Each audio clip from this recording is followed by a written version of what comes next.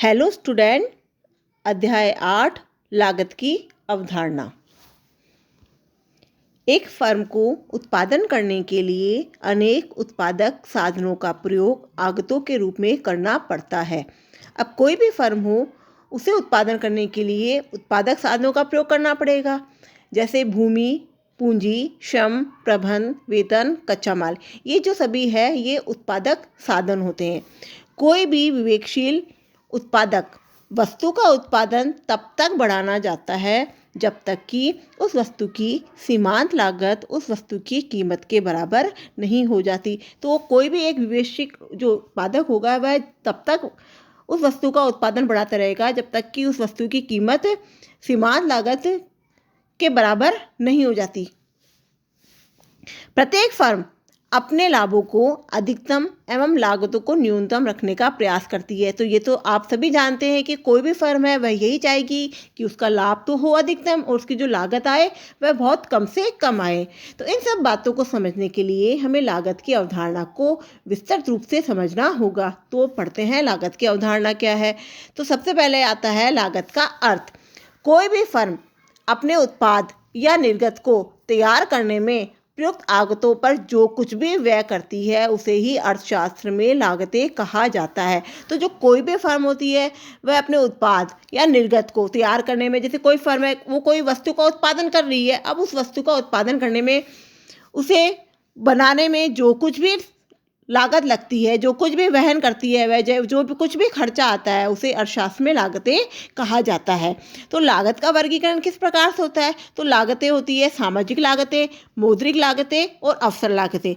तो ये 3 तरह की लागतें होती हैं। और इसके अलावा जो लेखे के आधार पर जो लागतें होती है, उनको 2 भागों में बांटा गया है। व्यक्त, जिन्हें हम व्यक्त कर सकते हैं, और अव्यक्त, जिन्हें हम बता नहीं सकते स्पष्ट रूप से, वे लागतें। तो सबसे पहले हम पढ़ते हैं सामाजिक लागतें। इसमें वे सभी त्याग व कष्ट शामिल किए जाते हैं जिन्हें समाज उत्पादन के दौरान परोक्ष रूप से वहन करता है, जैसे प्रदूषण, धूल, धुएं तथा शोरगुल से स्वास्थ्य हानि। तो जब हम कोई भी चीज़ का उत्पादन करते हैं, मान लीजिए कि कोई कारखाना चलता है, तो कारखाने के दौरान क्या होता है कि धुआं निकलता है, कारखाने से शोरगुल होता है। तो उस समय जो शोरगुल और जो धूल धुआं होता है, तो उससे समाज को हानि होती है। तो ये सभी जो लागतें होती है, वो सामाजिक लागत के में शामिल होती है। तो इस प्रकार जो उद्यम होता है, जो उद्योग को चलाने वाला होता है, अथवा विकास परियोजनाओं के कारण जो असुविधा आम जनता को वहन करनी पड़ती है, वह इसमें शामिल होती है। इस प्रकार से ये सभी सामाजिक लागतों का रूप होते हैं। इनका ठीक ठीक अनुमान लगाना कठिन होता है। तो जो सामाजिक लागतें होती है, वो समाज के अंदर होती है, समाज इसको वहन करता है। तो इसलिए इन लागतों का जो अनुमान होता है, वह ठीक ढंग से नहीं लगाया जा सकता। इसके बाद आती है अवसर लागतें। इसे वैकल्पिक आय भी कहा जाता है। ये प्राय दुर्लभ संसाधनों पर अधिक लागू होती है। दुर्लभ संसाधन वो होते हैं जो बहुत कठिनाई से हमें प्राप्त होते हैं, वे संसाधन जो बहुत मुश्किल से हमें प्राप्त होते हैं। हम जानते हैं कि उत्पादन का एक साधन एक से अधिक वैकल्पिक उपयोगों में लगाया जा सकता है। तो कोई भी साधन हो बच्चों, कोई भी संसाधन हो, वह एक से अधिक वस्तुओं में काम में आता है। अब ये तो है ही नहीं कि मेरे पास एक कपड़ा पड़ा है, तो ज़रूरी नहीं है कि मैं उस कपड़े का ड्रेस ही बनाऊं, मैं कुछ और भी बना सकती हूँ। तो जो कपड़ा है, वह एक से अधिक काम में प्रयोग आता है। तो जो एक वस्तु होती है, एक जो संसाधन होता है, उसका एक से अधिक वैकल्पिक प्रयोग होता है। किसी भी साधन को उसके वर्तमान उपयोगों में लगाए रखने के लिए उतनी न्यूनतम राशि प्रतिफल के रूप में अवश्य चुकानी होगी जितनी वह अन्य सर्वश्रेष्ठ वैकल्पिक उपयोग से अर्जित कर सकता है।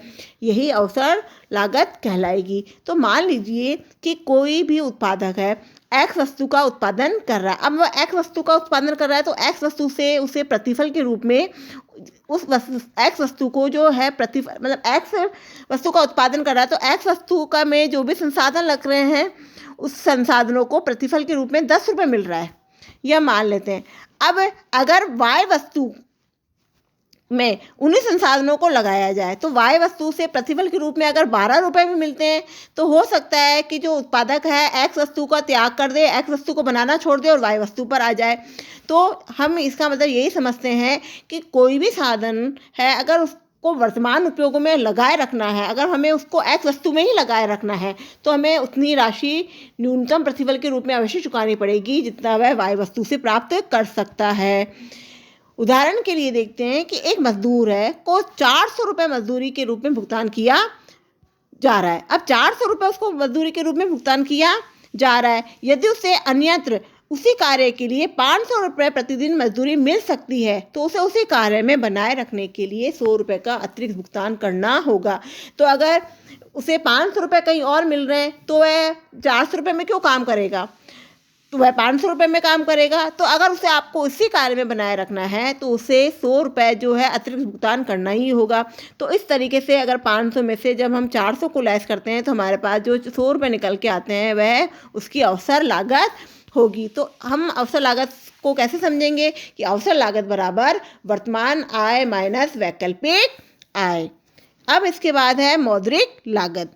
अपने उत्पाद या निर्गत को तैयार करने में जो कुछ भी नगद रूप में व्यय करता है इसमें सभी प्रकार के प्रतिफलों का नगद भुगतान शामिल किया जाता है। तो हम अपना कोई भी उत्पाद है या कोई भी उत्पादन में कुछ भी वस्तु बना रहे हैं उसको तैयार करने में जो भी हम नगद में व्यय करते हैं वे सभी प्रतिफल के रूप में जो नगद का भुगतान है वह इसमें शामिल होता है। जैसे भूमि का प्रतिफल क्या है, लगान, क्योंकि भूमि के बदले हम क्या चुकाएंगे, लगान। पूंजी का प्रतिफल है ब्याज, श्रम का प्रतिफल है मजदूरी, प्रबंध का प्रतिफल है वेतन और उद्यमी और का प्रतिफल है लाभ। तो ये क्वेश्चन एग्जाम में पूछा जाता है कि भूमि का प्रतिफल क्या है, पूंजी का प्रतिफल क्या है, तो हमें इनको याद करना है। तो आप याद कीजिएगा। इसी प्रकार लेखे के आधार पर लागतों को मुख्यतः दो स्वरूप में बांटा जा सकता है। तो दो प्रकार की लागतें होगी जो लेखे के आधार पे होती है।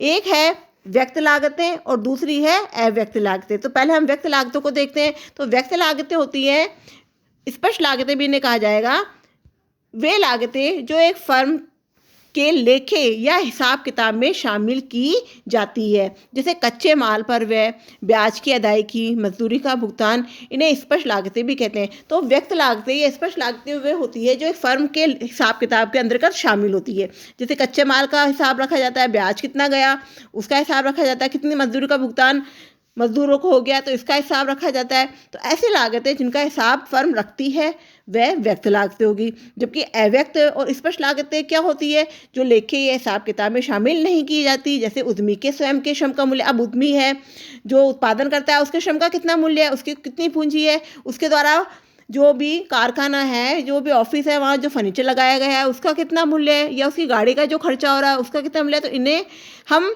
शामिल नहीं करते हिसाब किताब में। तो इन लागतों पर ये लागतें होती तो है, तो ऐसी लागतें अस्पष्ट लागतें कहलाएगी जिन्हें हिसाब किताब में शामिल नहीं किया जाता। इसके बाद आता है अल्पकालीन लागतें। हम पढ़ चुके हैं कि उत्पादन फलन पर समय तत्व का बड़ा प्रभाव पड़ता है। तो आप पढ़ते आ रहे हैं कि अल्पकाल आपने बार बार पढ़ा, तो अब मैंने भी बताया कि अल्पकाल क्या होता है और दीर्घकाल क्या होता है। तो अल्पकाल समय की छोटी अवधि होती है और दीर्घकाल समय की लंबी अवधि होती है। अल्पकाल में जो लागतें होती है उसमें कुछ लागतें स्थिर लागतें होती है, जबकि दीर्घकाल में सभी लागतें परिवर्तनशील होती है। तो इसलिए अल्पकालीन व दीर्घकालीन उत्पादन फलन का अलग अलग अध्ययन किया जाता है। इस प्रकार लागत भी समय तत्व से प्रभावित होती है।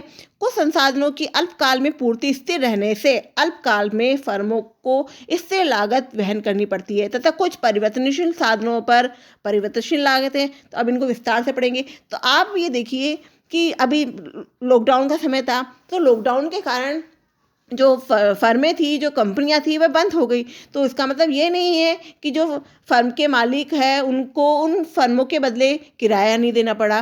किराया तो लगा, चाहे उत्पादन बंद रहा हो चाहे उत्पादन चालू रहा हो। तो इसका मतलब ये होता है कि जो किराया है यहाँ पर क्या हो गया, स्थिर लागतें होगी। तो चाहे उत्पादन शून्य हो चाहे शून्य से ज़्यादा, उत्पादन कितना भी हो, हमें जो स्थिर लागतें होती है वह वहन करनी ही पड़ती है।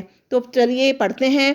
तो कुल स्थिर लागतें, अल्पकाल में कुछ उत्पत्ति साधनों की पूर्ति स्थिर रहने से उन पर किया जाने वाला कुल व्यय ही कुल स्थिर लागतें कहलाता है। तो उत्पादन जो अल्पकाल में कुछ भी जो उत्पादन है उनकी पूर्ति स्थिर रहेगी, तो उन स्थिर पूर्ति पर जो व्यय होगा वह स्थिर लागतें कहलाएगा। अर्थात उत्पत्ति के प्रत्येक स्तर पर ये लागतें स्थिर रहेगी। तो उत्पादन चाहे एक हो चाहे एक से ज़्यादा, सभी उत्पादन पर जो ये लागतें होगी वह स्थिर रहेगी, जैसे भवन किराया, सड़क संयंत्र प्रबंधक व स्थायी कर्मचारियों का वेतन व बीमा। अब यहाँ देखिए आपको टेबल में दिखाया गया है कि उत्पादन है 1 से ज़्यादा हो रहा है, उत्पादन है 0 से बढ़कर 6 तक हो गया, लेकिन जो कुल स्थिर लागत है TFC है वह सभी उत्पादन पर 10 है। उत्पादन जब 0 था तब भी ये लागतें 10 है, और उत्पादन जब बढ़कर 6 हो गया तो भी ये लागतें 10 है। तो इसका मतलब है कि जो कुल स्थिर लागतें हैं प्रत्येक उत्पादन पर स्थिर ही रहती है। तो जो कुल स्थिर लागतें हैं उनका जो डायग्राम है वह भी क्या है, ये प्रत्येक उत्पादन का स्तर है। अगर उत्पादन 0 है तो भी यही लागत है, उत्पादन 1 है, 2 है, 3 है, 4 है, 5 है, कितना भी बढ़ रहा है तो ये लागतें क्या है, प्रत्येक उत्पादन पर स्थिर है। तो ऐसी लागतें TFC अर्थात कुल स्थिर लागतें कहलाएगी, जो प्रत्येक उत्पादन के प्रत्येक स्तर पर स्थिर रहेगी। इसके बाद है कुल परिवर्ती लागतें। अल्पकाल में कुछ उत्पत्ति साधनों की पूर्ति परिवर्तनशील होती है, इन पर किया जाने वाले कुल व्यय को ही कुल परिवर्ती लागतें कहा जाता है। तो अल्पकाल में जो उत्पत्ति के कुछ साधन होते हैं उनकी पूर्ति परिवर्तनशील होती है, तो परिवर्तनशील अगर साधनों पर अगर अपन व्यय करते हैं तो जो उनकी लागतें होगी वह परिवर्तनशील लागतें कहलाएगी। ये लागतें उत्पत्ति बढ़ाने के साथ साथ बढ़ती है, जैसे कच्चा माल, बिजली, पानी। तो अगर उत्पादन कम होगा तो परिवर्तित लागतें भी कम होगी, अगर हम उत्पादन बढ़ाएंगे तो परिवर्तित लागतें भी बढ़ जाएगी। अगर मान लीजिए मुझे उत्पादन बहुत कम मात्रा में अर्थात 2 ही उत्पादन करना है, 2 ही वस्तु का उत्पादन करना है, तो कच्चा माल कम मंगाऊंगी तो लागत कम आएगी। और उत्पादन बढ़ाना है, मान लीजिए 10 वस्तु का उत्पादन करना है तो कच्चा माल की अधिक आवश्यकता होगी। तो ये जो लागतें होती है ये उत्पादन बढ़ाने के साथ साथ बढ़ती जाती है। तो इसे भी हम टेबल के माध्यम से देखते हैं। सबसे पहले तो टेबल में देखिए कि जैसे जैसे उत्पादन बढ़ रहा है वैसे वैसे जो कुल परिवर्ती लागतें हैं बढ़ती जा रही है। जैसे उत्पादन 0 था तो लागतें 0 है। तो हमें ये देखना है कि जो स्थिर लागतें होती है जब उत्पादन 0 होता है तो वह लागतें लगती है, इससे लागतें उत्पादन 0 होने पर भी लगती है, जबकि जो परिवर्तनशील लागतें होती है वह जब उत्पादन 0 होता है तो ये भी 0 होती है। जैसे जैसे उत्पादन बढ़ता जाता है वैसे वैसे ही लागतें भी बढ़ती जाती है। तो इसका जो डायग्राम है कुल परिवर्तनशील लागतों का वह 0 से प्रारंभ होता है, क्योंकि ये उत्पादन के 0 स्तर पर 0 होती है। तो ये जो डायग्राम है ये TBC का है, कुल परिवर्तनशील लागतों का। इसके बाद आता है कुल लागतें। अल्पकाल में फर्म द्वारा वहन की जाने वाली कुल स्थिर लागतों और कुल परिवर्ती लागतों का योग ही कुल लागतें कहलाता है। तो TC बराबर TFC प्लस TBC अर्थात कुल स्थिर लागतें और कुल परिवर्तनशील लागतें दोनों का योग ही कुल लागतें होता है। अब इसको डायग्राम के माध्यम से भी देखते हैं और टेबल के माध्यम से भी देखते हैं। तो टेबल में आप देखिए कि इन दोनों लागतों का योग देखिए कि 10 प्लस 0 बराबर 10, 10 प्लस 8 बराबर 18, 10 प्लस 14 बराबर 24। इसी तरह से दोनों को जोड़ने पर हमें ये कुल जो लागत है प्राप्त हो जाएगी। इसके बाद आप देखिए डायग्राम में कि डायग्राम में जो कुल लागतें हैं वह हमेशा क्या होती है, 0 से प्रारंभ नहीं होती, बल्कि कहाँ से प्रारंभ होती है, जहाँ से कुल स्थिर लागतें होती है। क्योंकि यह जो लागतें होती है उत्पादन बंद होता है, उत्पादन 0 होता है तब भी क्या होती है, इससे लागतें जुड़ती है। इससे अब यहाँ देखिए जब उत्पादन 0 है तो भी जो कुल लागत है वह 10 है। तो मतलब ये जो लागतें का डायग्राम है इसका डायग्राम हमेशा कुल स्थिर लागतों के वहाँ से स्टार्ट होगा। तो अब आप देखिए कि ये यहाँ से स्टार्ट हो रहा है और ये कुल परिवर्तनशील लागतें, इन दोनों का जो ये अंतर है, इन दोनों का अंतर कुल स्थिर लागतों को बताता है। तो जितना अंतर कुल स्थिर लागतों में है उतना ही अंतर यहाँ दिया गया है। इसके बाद आता है औसत स्थिर लागतें। तो अल्पकालीन कुल स्थिर लागतों में कुल उत्पत्ति मात्रा का भाग लगाने से औसत स्थिर लागतें प्राप्त होती है। ये लागतें उत्पत्ति मात्रा बढ़ने के साथ साथ लगातार घटती जाती है, इसलिए इसका वक्र आकार अति परवलयाकार या आयताकार हाइपरबोला होता है। तो जो कुल स्थिर लागतें होती है उसका जो डायग्राम होता है वह कुछ इस तरीके से होता है, कुछ इस तरीके से होता है जो AFC औसत स्थिर लागतें। तो ये जो देखिए ये आयताकार हाइपरबोला होता है, ये देखिए इस तरीके से होता है आयताकार हाइपरबोला, जिसमें आयत बनता है ये देखिए,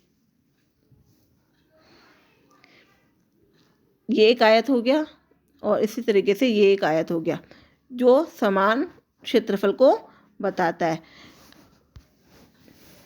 तो जो ये लागतें होती हैं, जो औसत स्थिर लागतें होती हैं, वह उत्पादन मात्रा बढ़ती है तो उत्पादन मात्रा बढ़ने के साथ साथ लगातार घटती जाती है।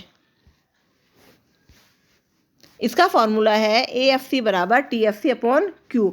तो आप यहाँ देखिए कि जब आप TFC अर्थात जो कुल स्थिर लागतें हैं उसमें उत्पादन मात्रा का भाग दोगे, अर्थात जब आप 10 में 1 का भाग दोगे तो जो AFC है वो 10 आएगी, 10 में 2 का दोगे तो 5 आएगी, 10 में 3 का दोगे तो 3.33 आएगी। इस तरीके से हम जब कुल स्थिर लागतों में उत्पत्ति मात्रा का भाग लगाएंगे तो हमें औसत स्थिर लागत प्राप्त होगी। तो हमें इन सभी फार्मूलों को अच्छे से याद करना होगा। आप इन फार्मूलों को अच्छे से याद करिए, तभी आपको ये टेबल बनानी आएगी, क्योंकि बोर्ड एग्जाम में अक्सर टेबल दी जाती है। ये टेबल में कुछ चीज़ें मिसिंग होगी, कुछ जैसे TFC मिसिंग होगी या TVC कुछ मिसिंग होगी और आपको उसको फिल करना होगा। इसके बाद है औसत परिवर्ती लागतें। अल्पकालीन कुल परिवर्ती लागतों में कुल उत्पत्ति मात्रा का भाग लगाने से औसत परिवर्ती लागतें प्राप्त होती है। तो जो कुल परिवर्तनशील लागतें होती है, जो कुल परिवर्तनशील लागतें हैं, उसमें हम जब है ना उत्पत्ति मात्रा का भाग लगाएंगे तो हमें AVC अर्थात औसत परिवर्तनशील लागतें प्राप्त होगी। जिसे मान लीजिए कि ये है 14 में जब हम 2 का डिवाइडेशन करेंगे तो 7 प्राप्त होगा। तो ये देखिए 7। इसके बाद है औसत लागत। अल्पकालीन कुल लागत में कुल उत्पत्ति मात्रा का भाग लगाया जाता है तो हमें औसत लागत प्राप्त होती है। इस प्रकार औसत स्थिर लागत और औसत परिवर्ती लागतों का योग करके भी हम औसत लागत को निकाल सकते हैं। तो औसत लागत का 2 फॉर्मूले हो गए, या तो आप कुल लागत में उत्पत्ति मात्रा का भाग दे दीजिए, या फिर जब हमारे पास औसत स्थिर लागत और औसत परिवर्तनशील लागत है तो इन दोनों का योग भी औसत लागत कहलाएगा। तो हम दोनों ही फॉर्मूलों से औसत लागत ज्ञात कर सकते हैं। इसके बाद आता है सीमांत लागत। अल्पकाल में जब फर्म द्वारा माल की एक इकाई अतिरिक्त इकाई उत्पन्न करने से कुल लागत में जो वृद्धि होती है उसे सीमांत लागत कहते हैं। तो देखिए कि जब आप जो कुल लागत होती है, ये कुल लागत क्या है, बढ़ती जा रही है। पहले 10 है, उसके बाद 18 हो गई, इसके बाद कितनी है 24। तो उत्पादन की जब एक मात्रा थी, जब ये 10 थी, 2 हुई तो ये 18 हो गई, 3 हुई तो ये 24 हो गई। जब उत्पादन की कितनी एक मात्रा थी और 2 पे यहाँ 0 मात्रा थी, यहाँ 1 है और यहाँ 2 है, तो अब उत्पादन की अतिरिक्त इकाई है 1 और अतिरिक्त उत्पादन कितना हुआ 8। तो जो सीमांत लागत है वह होगी 8। जैसे उत्पादन की एक अतिरिक्त इकाई है, मतलब अतिरिक्त उत्पादन कितना हुआ, जब आप अब यहाँ से अतिरिक्त उत्पादन कितना हुआ 1 का, क्योंकि यहाँ 1 है और यहाँ 2 है तो 2 में से 1 को लेस करने पे 1 ही मिला, तो अतिरिक्त उत्पादन हुआ 1 का। और उत्पादन की जो लागत आई वो कितनी आई, कुल लागत, जब आप 24 में से 18 को लेस करोगे तो 6, तो इसके मतलब ये देखिए 6। तो जैसे जैसे अतिरिक्त उत्पादन बढ़ाते हैं, अतिरिक्त उत्पादन बढ़ने के साथ साथ कुल उत्पादन बढ़ता है, लेकिन कुल उत्पादन में एडिशनल उत्पादन कितना हुआ वह उसकी सीमांत लागत होगी, जो प्रति इकाई एक माल की इकाई अधिक उत्पन्न करने से जो कुल लागत में जो वृद्धि होती है वह सीमांत लागत कहलाती है। तो जो कुल लागत में जो परिवर्तन आया और कुल इकाई में जो परिवर्तन आया वह सीमांत लागत होगी।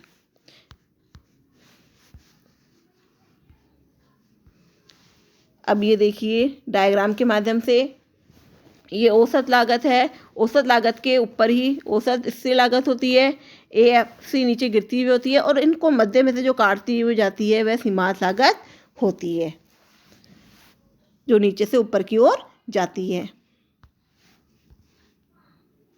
उपयुक्त तालिका में सभी मान विभिन्न लागतों के ऊपर दिए गए सूत्रों का उपयोग करते हुए ज्ञात किए जा सकते हैं। उपरोक्त रेखा चित्र में स्पष्ट है कि सभी लागत वक्रों की आकृति अंग्रेजी के U अक्षर के समान होती है। उत्पादन का पैमाना बढ़ने के साथ साथ औसत स्थिर लागत घटती जाती है। तो जैसे जैसे हमने पहले भी पढ़ लिया कि जैसे जैसे उत्पादन बढ़ता है तो औसत स्थिर लागत है वह नीचे की ओर गिरती जाती है। तो उत्पादन का पैमाना बढ़ने के साथ साथ औसत स्थिर लागत गिरती जाती है। उत्पादन का पैमाना बढ़ने के साथ साथ औसत स्थिर लागत घटती जाती है, इसलिए इसकी आकृति अति परवलयाकार होती है। इसी प्रकार औसत परिवर्तनशील लागत प्रारंभ में उत्पादन बढ़ने के साथ घटती है। तो ये देखिए कि जो औसत परिवर्तनशील लागत है, प्रारंभ में उत्पादन बढ़ रहा है तो जैसे जैसे घटती है, फिर एक बिंदु पर न्यूनतम होने के बाद यहाँ न्यूनतम हो गई और उसके बाद पुनः बढ़ने लग जाएगी। औसत लागत औसत स्थिर लागत एवं औसत परिवर्तनशील लागत का योग होती है। चित्र 8.2 से स्पष्ट है कि सी बिंदु तक AC व MC वक्र जो है घटते हैं, किंतु MC वक्र AC वक्र से अधिक गति से गिरता है, जबकि बिंदु C के बाद MC व AC वक्र दोनों बढ़ते हैं, पर AC की तुलना में MC वक्र अधिक तेजी से बढ़ता है। C बिंदु पर AC वक्र न्यूनतम है, जहां AC बराबर MC है। तो ये एक संबंध दिया गया है जो औसत और सीमांत लागत का संबंध है, ये एग्जाम में भी पूछा जाता है। तो जो ये डायग्राम दिया गया है, ये डायग्राम ये औसत व सीमांत लागत के संबंध का डायग्राम है, जिसे यहाँ स्पष्ट किया गया है। औसत लागत और सीमांत लागत के संबंध को हम इस प्रकार समझ सकते हैं। जब औसत लागत घटती है तो सीमांत लागत उससे कम होती है। तो डायग्राम में देखिए कि जब औसत लागत देखिए नीचे, ये औसत लागत है, ये घट रही है, तो जो सीमांत लागत है उससे अधिक तेजी से घटती है। फिर एक बिंदु के बाद क्या हो जाती है, औसत लागत न्यूनतम हो जाती है। ये देखिए औसत लागत न्यूनतम है तो सीमांत लागत उसे काटते हुए ऊपर निकल गई। ये सीमांत लागत है, जैसे जब औसत लागत न्यूनतम होती है तो सीमांत लागत उसे काटते हुए ऊपर निकल जाती है। तो इस बिंदु पर जब औसत लागत घटती है तो सीमांत लागत क्या है, उससे अधिक घटती है। तो इसके अंदर जो सीमांत लागत है वह कम है, किससे कम है, AC से। और इस बिंदु में क्या होता है, जो ये बिंदु है यहाँ पर क्या है, जब ये काटते हुए इस बिंदु पर काटते हुए जब ये ऊपर की ओर गई, जब सीमांत लागत ऊपर की हुई, जब AC न्यूनतम था, तो इस बिंदु पर जो MC है वह AC के बराबर है। अब जब औसत लागत बढ़ रही है, तो औसत लागत जब बढ़ रही है तो सीमांत लागत क्या है, उससे अधिक तेजी से बढ़ रही है। तो जहाँ पर MC क्या है, सीमांत लागत क्या है, AC से ज़्यादा है। तो ये इसका संबंध है कि जब औसत लागत घटती है तो सीमांत लागत उससे अधिक तेजी से घटती है। और एक बिंदु पर जब औसत लागत न्यूनतम होती है तो सीमांत लागत उससे काटते हुए ऊपर निकल जाती है, और जहाँ औसत लागत बढ़ती है तो सीमांत लागत उससे अधिक तेजी से बढ़ती है। तो इसके बाद जो दीर्घकालीन लागतें हैं हम नेक्स्ट वीडियो में पढ़ेंगे। Okay, thank